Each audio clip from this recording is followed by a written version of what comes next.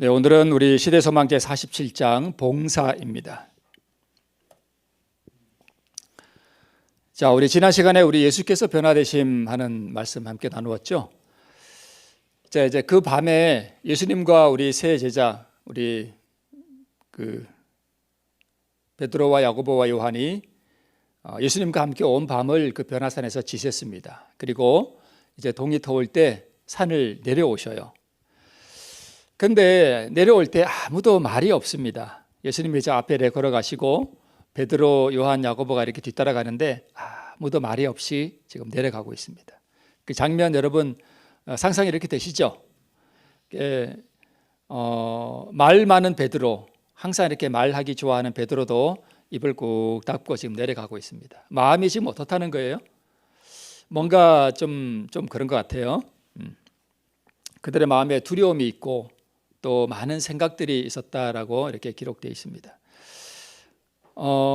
이 세 제자들은 지금 그 하늘 영광의 축소판을 보았다고 했음에도 불구하고 또 보았음에도 불구하고 그들의 마음 속에는 두려움과 또 많은 생각들이 아마 있었던 것 같습니다.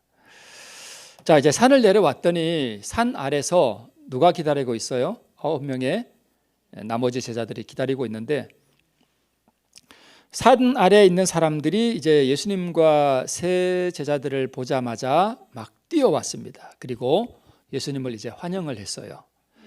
그런데 예수님의 눈에는 이 환영하는 사람들보다 지금 이 산 아래서 뭔가 큰 사건이 하나 벌어져 있구나 하는 것을 그분이 금방 알아보셨습니다.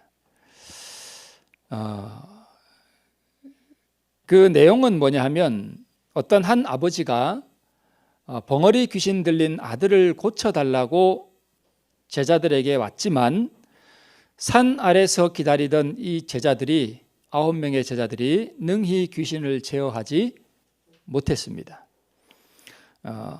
이 9명의 제자들이 산 아래서 큰 낭패를 당하고 있다는 것을 예수님이 금방 알아보셨습니다. 자, 그런데 얼마 전에 예수님께서 12제자들을 둘씩 짝을 지어서 이렇게 보내실 때에 무슨 권세를 주셨는가 하면 귀신을 제어하는 권세를 그들이 받고 또 그것을 진짜 행했었습니다. 그때는 행했는데 지금은 뭐해요? 안 돼요. 지금은 못하고 있어요. 뭔가 문제가 생겼다는 것을 우리가 짐작해 볼 수 있습니다. 예수님의 이름으로 귀신을 쫓았지만 그러나 지금은 오히려 귀신들이 제자들을 조롱했다라고 시대소망에 그렇게 기록하고 있습니다. 그리고 이 9명의 제자들은 자기들이 예수님의 이름에 지금 큰 수치를 지금 안겨드렸구나. 그리고 자기 자신들도 지금 뭔가 큰 조롱을 당하고 수치를 당한다는 사실을 지금 깨닫게 되었습니다. 거기에는 누가 있었는가 하면 백성들도 모여 있었고 또 9명의 제자, 그 다음에 아버지와 귀신 들린 아들, 그 다음에 또 누가 있었는가 하면 서기관들이 있었어요.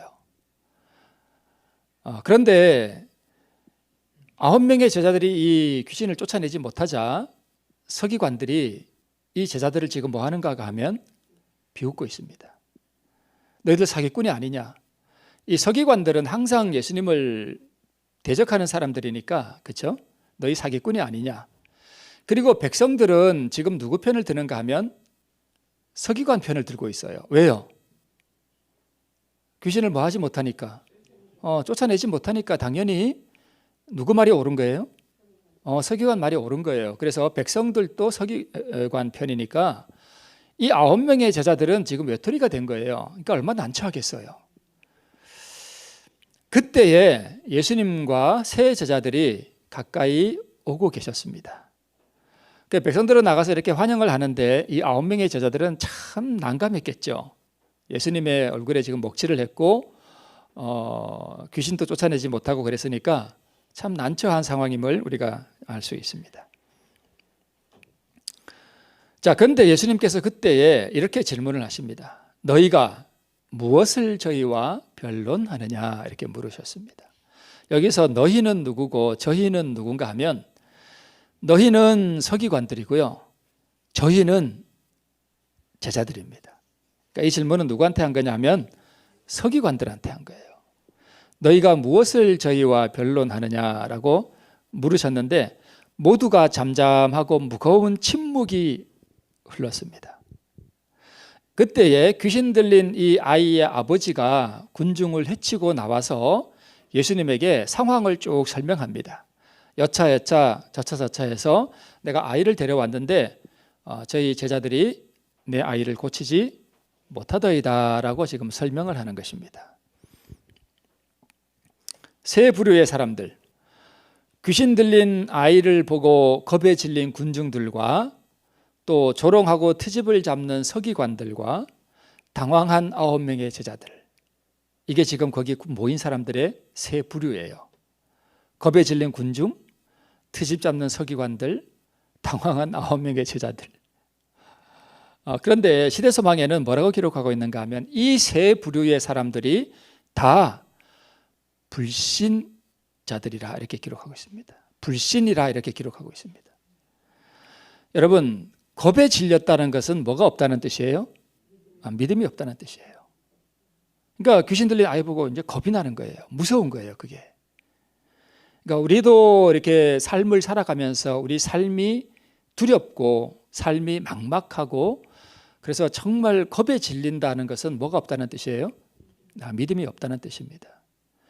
그러니까 믿음의 반대말은 불신이기도 하지만 진짜 믿음의 반대말은 염려래요. 제가 한번 말씀드린 적 있죠. 그러니까 막 이렇게 살아가는 일들이 염려가 되고 걱정이 되고 이렇게 근심이 막 이렇게 마음을 누른다는 것은 믿음이 없다는 뜻이에요.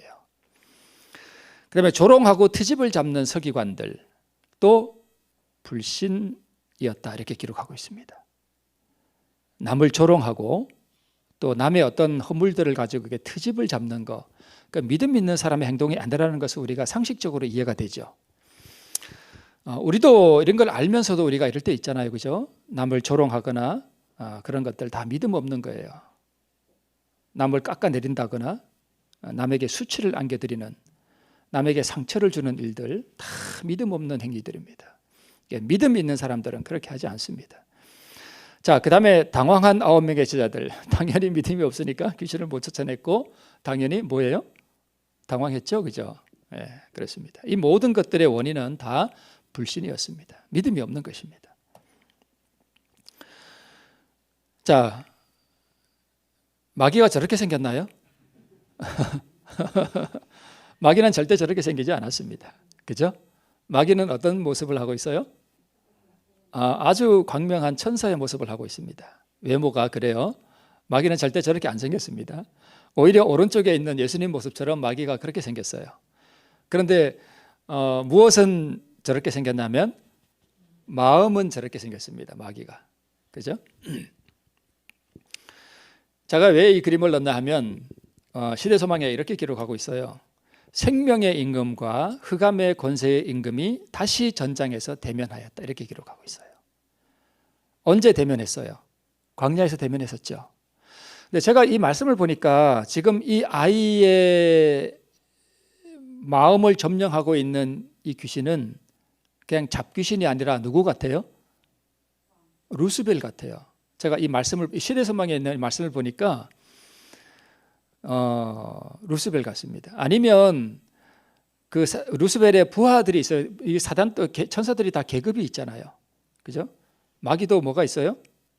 계급이 있어요. 다 그 무당들도 보면은요, 큰 귀신이 이렇게 접한 귀신이 있고 또 부하 귀신이 들린 무당이 있대요.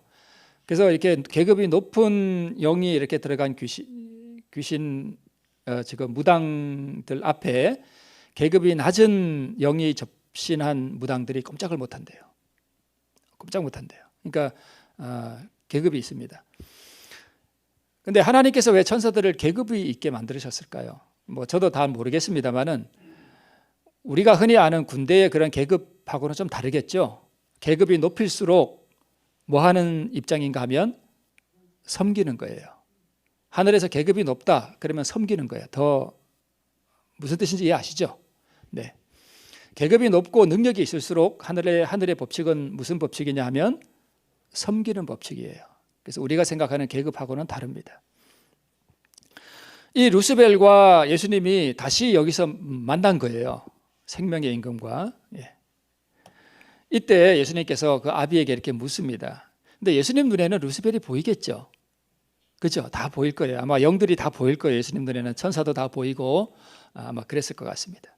그래서 언제부터 이렇게 되었느냐 물었더니까 아버지가 하는 말이 하실 수 있거든 우리를 불쌍히 여기사 도와주시옵소서라고 부탁을 합니다. 여러분, 이 아버지가 하는 이 말이 믿음이 있는 말인 것 같아요? 믿음이 없는 말인 것 같아요? 믿음이 별로 없는 말 같아요. 왜요? 하실 수 있거든. 그러니까 예수님의 능력에 대한 약간 불신이 묻어나는 그런 음성입니다. 근데 시대서방에 뭐라고 기록되어 있는가 하면 얼마나 많은 사람들이 오늘날 이런 믿음을 가지고 예수님께 기도하느냐 이런 그런 뉘앙스의 말씀이 있습니다. 우리도 이렇게 할 수 있습니다. 예수님의 능력을 불신하는 거죠. 그때 예수님께서 이 아버지를 책망하셔요. 할 수 있거든이 무슨 말이냐. 믿는 자에게는 능치 못할 일이 없느니라. 우리가 이런 믿음을 가지고 살아가면 얼마나 좋겠습니까? 그죠? 네. 여기 나오죠. 무엇을 하실 수 있거든 우리를 불쌍히 여기사 도와주시옵소서. 죄에 눌린 얼마나 많은 영혼들이 그 기도를 반복하고 있는가. 참, 죄의 짐에 눌린 사람들, 어떤 또 다른 삶의 어떤 무게들, 틀어진 관계들 이런 것들 때문에 힘들어하는 많은 영혼들이 이런 기도를 반복하고 있습니다. 그리고 동정이 많으신 구주께서는 이 모든 사람들에게 할 수 있거든이 무슨 말이냐. 믿는 자에게는 능치 못할 일이 없느니라고 대답하신다. 우리를 하늘과 연결시키고 흑암의 권세와 겨루어 싸울 힘을 주는 것은 믿음이다. 네. 우리가 아무리 어려운 어떤 일들, 해결할 수 없는 어떤 어려운 일들 해결할 수 없다고 생각한다면 그 믿음이 없는 거죠. 예수님은 어떤 상황에서도 우리의 모든 어려운 문제들을 해결해 주실 수 있고 또 우리의 마음을 억누르고 있는 참 해결하지 못하는 무거운 짐들을 그분이 벗겨주실 수 있음을 우리가 믿을 때에 그것이 가능하다는 것을 우리에게 가르쳐주고 계십니다. 자, 그 다음에 이어서 계속해서 하나님께서는 모든 죄악적인 특성을 정복하고 아무리 강력한 시험이라도 모두 대항할 수 있는 방도를 그리스도 안에 준비하셨다. 그러나 많은 사람들이 자신들은 믿음이 부족하다고 생각함으로 그리스도에게서 떨어져 있다. 우리 많은 그리스도인들이 그러죠. 아유, 저는 믿음이 없어요. 아유, 저는 믿음이 부족해요. 그런 말 하지 말아야 됩니다. 이게 그 얘기예요. 그죠? 아유, 저는 믿음이 없어요. 그는 겸손이 아니에요. 그죠? 많은 사람들이 자신들은 믿음이 부족하다고 생각함으로 그리스도에게서 뭐하고 있다? 떨어져 있대요. 이런 사람들은 저희의 어쩔 수 없는 무가치함을 가지고 긍휼하신 구주의 자비에 전적으로 자신을 맡기도록 하라 이렇게 우리에게 요청하고 계십니다. 그렇다고 예수님 앞에 가서 나는 믿음이 없는 것 같은데 아유, 저는 믿음이 있습니다라고 이렇게 말하라는 뜻은 아니에요. 하나님 앞에는 우리가 뭐 해야 돼요? 솔직해야 됩니다. 하나님 앞에 갔을 때는 하나님, 제가 믿음이 없습니다. 저를 좀 도와주십시오. 이렇게 기도할 필요가 있어요. 그죠? 네. 그러니까 나는 믿음이 없기 때문에 뭐 하나님 앞에 나가고 또 어떤 내가 당면한 어떤 문제들을 해결하기에 내가 참 너무 믿음이 부족해서 나는 이거 할 수 없다라는 그런 나약한 믿음을 가지지 말라는 것이지 하나님 앞에 우리의 마음을 이렇게 위장하라는 그런 뜻은 아닙니다. 솔직해져야 됩니다. 긍휼하심 자비에 전적으로 자신을 맡기도록 하라 이렇게 말씀하고 있습니다. 계속해서 자기를 보지 말고 그리스도를 쳐다보라. 사람들 가운데 거니시면서 병든 자를 고치시고 사규를 내쫓으신 그리스도께서는 오늘날에도 역시 능력 있으신 구속주이시다. 믿음은 하나님의 말씀에서 온다. 그렇다면 내게 오는 자는 내가 결코 내어 쫓지 아니하리라는 그의 약속을 굳게 붙잡아라 라고 우리에게 요청하십니다. 그의 발 아래 몸을 던지고 내가 믿나이다. 나의 믿음 없는 것을 당신께서 도와주소서라고 부르짖으라. 여기 나오죠. 하나님 앞에 아우 저 믿음 있습니다라고 이렇게 위장하지 말아야 됩니다. 하나님 앞에서는 우리가 솔직해져야 돼요. 나의 믿음 없는 것을 뭐 해주십시오? 도와주십시오 라고.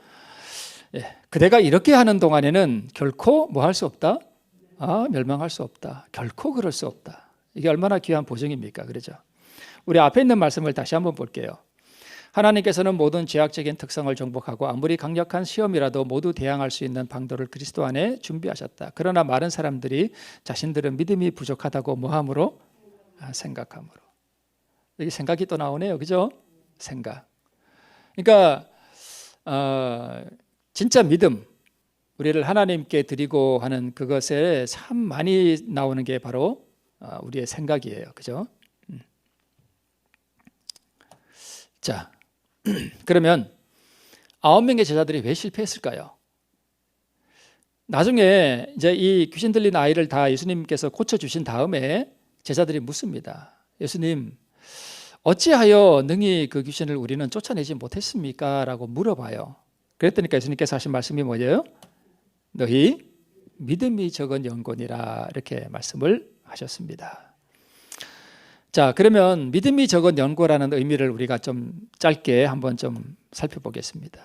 왜 못 쫓아냈을까요? 그 원인이 여기 있습니다. 세 가지예요. 죽음에 관한 그리스도의 말씀은 슬픔과 의혹을 제자들의 마음에 일으켰습니다. 그 다음에 물론 예수님이 이 9명의 제자들은 변화산에 올라가지 못했지만 가이사랴 빌립보에서 이미 예수님께서 그분의 죽음에 대해서 뭐 하셨어요? 말씀을 다 하셨어요. 그래서 이 산 밑에 있던 9명의 제자들도 예수님이 뭐 하실 것을 안 거예요? 죽으실 것이라고 하는 그 얘기를 들었기 때문에 그들의 마음속에 슬픔과 의혹이 이렇게 있었습니다. 그 다음에 세 제자만 선택받은 것에 대해서 뭐가 일어났어요? 시기심이 일어났습니다. 그렇지 않겠어요? 당연히 예수님이 세 제자만, 베드로, 요한, 야고보, 너만 나 따라오고 너희들은 여기 기다리고 있어. 그리고 어디 가시는 거예요. 그럼 9명의 제자들은 선택받지 못한 것에 대해서 시기심이 일어날 수 있습니다. 그리고 이 9명의 제자들은 이 산 밑에서 밤새도록 낙담해 있었고요. 사사로운 불평에 사로잡혀 있었습니다. 이 불평이 무엇인지는 정확하게 모르겠어요. 그런데 아마 왜 예수님은 그렇게 좀 나서서 이렇게 왕이 되지 않으실까? 왜 이렇게 어려운 길을 골라서 가실까? 그리고 지금 뭐 하러 가셨지? 이 중요한 시각에? 그리고 왜 제자만 사랑하시지? 우리는 뭐야? 이러면서 아마 불평들이 많았던 것 같아요. 수근수근거리면서. 이 세 가지를 가만히 보면 이게 믿음의 행위 같아요? 아니면 불신 같아요? 참 불신이죠. 너무 불신이에요. 이 제자들의 마음을 이렇게 요약할 수 있습니다. 슬픔, 의혹, 낙담, 시기심, 불평. 이것들이 밤새도록 산 아래에 있던 9명의 제자들의 마음을 지배하고 있던 그들의 상태였습니다. 그래서 시대서방에 이렇게 말씀하고 있어요. 이와 같이 어두운 상태에서 그들은 사단과의 뭐에 들어갔어요? 투쟁에 들어갔어요. 그러니까 이런 슬픔과 의혹과 낙담과 시기심과 불평의 이런 정신을 가지고 예수의 이름으로 명하노니 나가라 이렇게 하니까 마귀가 아이 웃기지 마라 그러면서 조롱하는 거예요. 조롱하는 거예요. 자, 여기 가만히 보니까 우리 그 믿음으로 말미암는 의인은 생각과 감정이 참 중요하죠. 그죠? 여기 보니까 생각과 감정이 있죠. 생각은 뭐예요? 의혹이 생각일 수 있겠죠. 의혹. 의심하는 거잖아요. 생각하는 거죠. 왜 예수님은 뭐 이렇게 하실까? 생각하는 거잖아요. 그죠? 그 다음에 감정은요. 슬픔, 낙담, 시기심, 또 불평하는 거 이런 거 다 감정이잖아요. 그죠? 그러니까 이런 것들을 가지고 산 아래서 밤새도록 있다가 그 아침에 사단을 쫓아내려고 하니까 이게 안 되는 것이에요. 그러면 예수님이 너희 믿음이 적은 연곤이라 라고 말씀하셨을 때는 이게 무슨 뜻이냐면 얘들아 너희가 그렇게 슬퍼하고 낙담해 있고 시기심이 마음에 가득해 있고 그렇게 불평의 정신이 가득한 게 그게 바로 뭐가 적은 거다? 믿음이 없는 거다. 너희가 그런 것을 마음에 받아들이고 그것을 마음에 간직하고 있으니까 믿음이 있을 자리가 없는 거예요. 그래서 믿음이 없는 거예요. 그러면 이어서 예수님께서 이렇게 말씀하셔요. 기도 외에는 다른 것으로는 이런 유가 나갈 수 없느니라. 그러면 여러분 이게 무슨 뜻이에요? 9명의 제자들이 귀신을 쫓아낼 때 사실 그렇게 예수님의 이름으로 귀신을 쫓아낸다는 것은 사실 그는 기도일 수도 있거든요. 기도이기도 하거든요. 그러면 그들이 그렇게 했는데 왜 안 됐을까? 여기서 말하는 이 기도라는 것은 사실 이 제자들은 예수님께서 변화산에 올라가신 동안 뭐 하고 있어야 됐는가 하면 기도하고 있어야 됐습니다. 무슨 기도를 해야 됐는가 하면 자신들의 마음이 그렇게 슬픔과 낙담과 시기심과 불평으로 이렇게 어두워져 있는 그 마음이 지금 상당히 심각한 문제가 있는 상태라는 것을 깨닫고 기도를 통해서 이것을 하나님께로 뭐 해야 됐어요? 올려 드려야 했습니다. 솔직하게 하나님, 저희가 지금 이렇게 슬픔에 빠져 있고 저희가 이렇게 지금 시기심이 마음속에 일어나고 있습니다. 저희 마음에 불평이 있습니다.